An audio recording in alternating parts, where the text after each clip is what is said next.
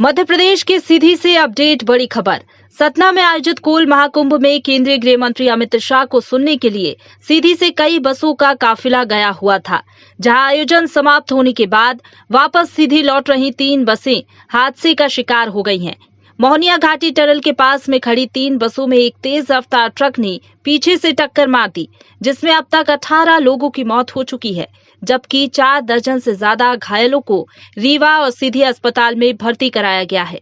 मौके पर बचाव कार्य हेतु प्रशासन मुस्तैदी से डटा था। ऐसे में मरने वालों की संख्या अभी और बढ़ सकती है, क्योंकि अभी बहुत लोग अपने परिजनों की तलाश में भटक रहे हैं। उनके परिजन सतना से आयोजन के बाद बस में बैठे, लेकिन उनका नाम ना मृतक सूची में है, ना ही घायलों की उपचार सूची में। ये हादसा रात करीब 9 बजे का है, जहां आयोजन से लौटने वाले लोगों के भोजन का इंतजाम इस जगह कराया गया था और उसी बीच ये हादसा हुआ।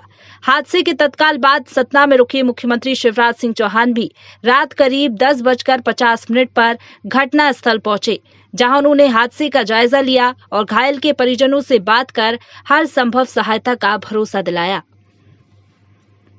बुलेट रिपोर्टर के लिए ब्यूरो रिपोर्ट सीधी। सीधी में बस हादसा हुआ है। बहुत दुर्भाग्यपूर्ण घटना घटी है।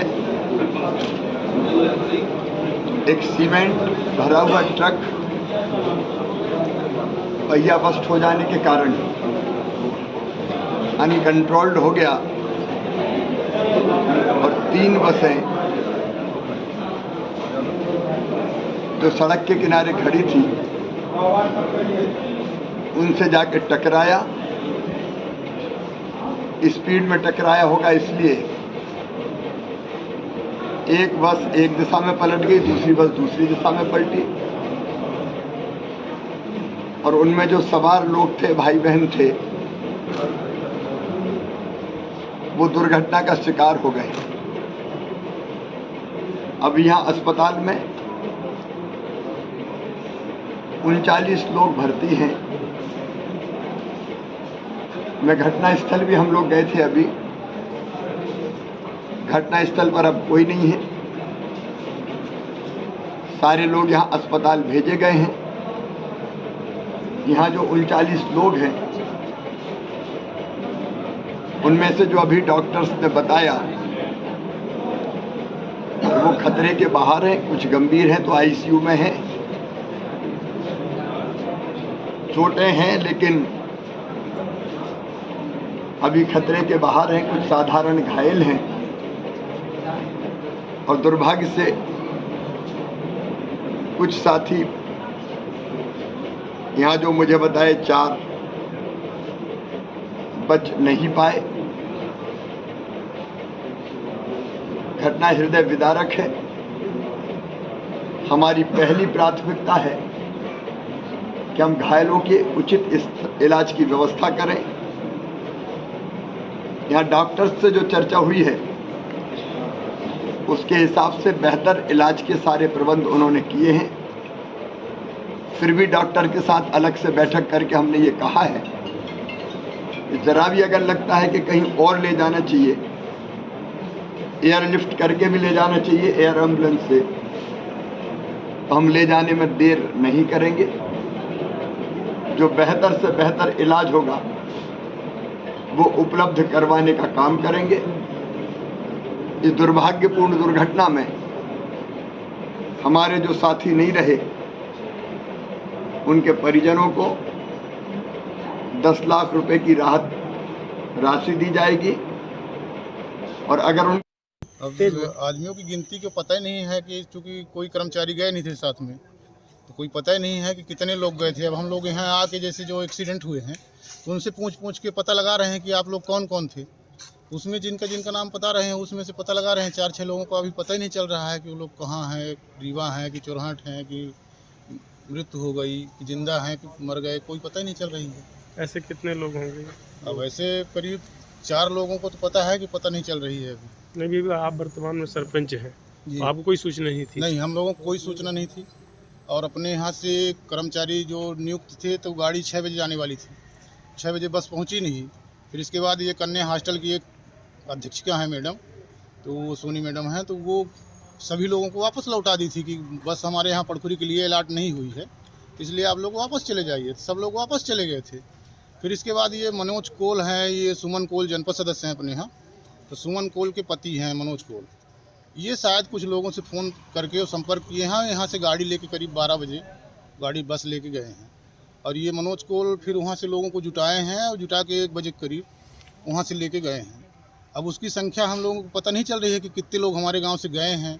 न कोई यहाँ सीओ साहब से मिले, सभी लोगों से मिले तो सब लोग बता रहे हैं कोई आदमियों की गिनती नहीं है कि कौन ले गया है और कितने लोग गए हैं। और पड़खुरी के लिए बस भी नहीं थी, तो हम लोग क्या बताएं, यही समस्या है। अब जो आदमी मर गया है तो उसकी डेड बॉडी यहाँ आ गई है, उसके पिता को संदेश भेजे हैं, पुलिस वाले बोल रहे हैं कि बुलाओ, तो वही अभी गाड़ी गई है लेने उसके पिताजी को। आपका नाम क्या? हमारा नाम राम सिंह यादव है, ग्राम पंचायत पड़खुरी नंबर 1 के सरपंच हैं।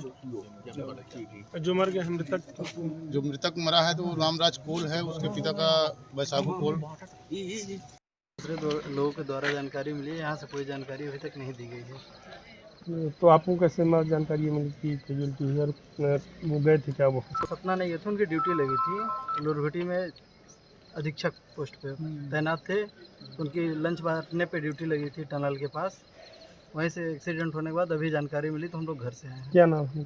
श्री गिरिराज सर। अभी देखे भी नहीं है, ना कोई प्रशासन द्वारा जानकारी दी गई है, ना कहीं से कॉल आया है। बस जानकारी के आधार पर हम लोग आए हैं, ना कोई जानकारी दी जा रही है, ना कुछ कहीं से। तो आपको ये मतलब कन्फर्म अभी कोई ना बताया गया है, ना दिखाया गया है। फिर कैसे आप संभावना जता रहे हैं? संभावना इस आधार पर जता रहे हैं कि वहाँ की फोटोज जो वायरल हुई हैं एक्सीडेंटल स्थल की, उस फोटोज के आधार पर हम लोग संभावना जता रहे हैं। ठीक, क्या नाम है आपका? कौशल प्रसाद जायसवाल। ये एक दुर्भाग्यपूर्ण दुर्घटना यहाँ पे हुई है, जो मौका पे अभी घटनास्थल पे हम सभी मौजूद हैं। 3 बसें कतार में लगी हुई थी और हितग्राही लोग इधर उधर जा रहे थे, टॉयलेट वगैरह भी जा रहे थे, पानी वानी पी रहे थे। इसमें एक ट्रक पीछे से आई रीवा साइड से, जिसमें कि उनका जो प्रत्यक्षदर्शी बता रहे हैं कि उनका टायर बर्स्ट हुआ, जिसके कारण वो अनबैलेंस हो गए, वो कोलाइड हुई, जिसके कारण की बस पलट गई। सभी खड़ी थी बस, स्टैटिक थी, वो पलट गई, जिसके कारण कुछ लोग दब गए। घायल हुए हैं लोग लगभग, जिसमें से कि करीब 10-15 लोग गंभीर रूप से घायल हैं। सभी घायल चाहे सामान्य रूप से हों या विशेष रूप से गंभीर रूप से, सभी को रीवा मेडिकल कॉलेज से कर दिया गया है। वहाँ सभी पहुँच भी चुके हैं और उपचार उनका प्रारंभ हो गया है। खतरे से भी बाहर की स्थिति बताई जा रही है, जो अभी अपडेट मिला है वहाँ से। और मृतकों की भी, मृतक हुए हैं हमारे कुछ 8 से 9 अभी मृतक का अनुमानित संख्या बताया जा रहा है। जो अभी अस्पताल जाएंगे एक बार डॉक्टर साहब पुष्टि करेंगे, उसके बाद तब हम कन्फर्म संख्या एग्जैक्ट बता पाएंगे कि कितने की मृत्यु हुई। सर, घायल कौन कहाँ भर्ती है, इसकी सूची कैसे जारी होगी? परिजन परेशान हो रहे हैं। बिल्कुल, हम इसका सारे जो लोग एक ही जगह पे सभी घायल जो है रीवा मेडिकल कॉलेज, सबको हमने बाकायदा एम्बुलेंस से भेजा है और उनकी सूची अभी अति शीघ्र हमारे पास वहाँ पे तैयार कर ली गई है, जिसको कि हम देंगे और आप सभी लोगों के साथ साझा करेंगे। विजिट की है क्या कंपनसेशन? जी, माननीय मुख्यमंत्री जी यहाँ पे घटनास्थल का मुआयना किए थे कि दुर्घटना किस प्रकार से हुई, इसका जायजा लेने के लिए अभी जस्ट कुछ समय पहले यहाँ पे विजिट किए हैं और वो घायलों से का हालचाल लेने के लिए और उसमें देखने के लिए वो रीवा मेडिकल कॉलेज भी जाएंगे। और इसके अतिरिक्त उन्होंने पूरा आश्वासन दिया है कि अगर कोई घायल को कोई भी विशिष्ट चिकित्सा की आवश्यकता होगी, तो रीवा के अतिरिक्त भी कहीं भी जाने की आवश्यकता होगी तो उनकी चिकित्सा का पूरा उपयोग किया जाएगा। हमारे कुछ शासकीय कर्मचारी भी इसमें घायल हुए हैं, जो गंभीर रूप से घायल हैं, तो उनके लिए भी और अन्य जो सभी नागरिक हैं उनके लिए अगर रीवा में पर्याप्त है तो अच्छी बात है। अगर रीवा के अतिरिक्त कहीं ज़रूरत पड़ेगी तो उसके लिए भी जाएगी। इसके अतिरिक्त जो भी उनके जो एग्रीव्ड फैमिली हैं जिनके यहाँ मृत्यु हुई है, उनके लिए हम अंतिम संस्कार की कल पूरी बाकायदा व्यवस्था करेंगे। सीधी जिले के गांव के कितने गांव के इसमें शामिल हैं और एक मोहनिया करके, पड़खुरी करके है और एक गांधी ग्राम है, बगैया है, दिग्विजय करके और चोगरा दिग्विजय करके, 3 गांव के मुतलक लोग हैं इसमें। और बाकी अन्य जो भी प्रशासनिक सहायता व्यवस्थाएं करने के लिए उसमें हम लोग लगे हुए हैं, वो करेंगे। घोषणाएं की है ये माननीय मुख्यमंत्री जी संभावना है कि वो करेंगे घटनास्थल के बाद, वो जब घायलों से मिलेंगे और आकलन करने के बाद करेंगे। सर, इसके अतिरिक्त हम रेड क्रॉस से भी सभी को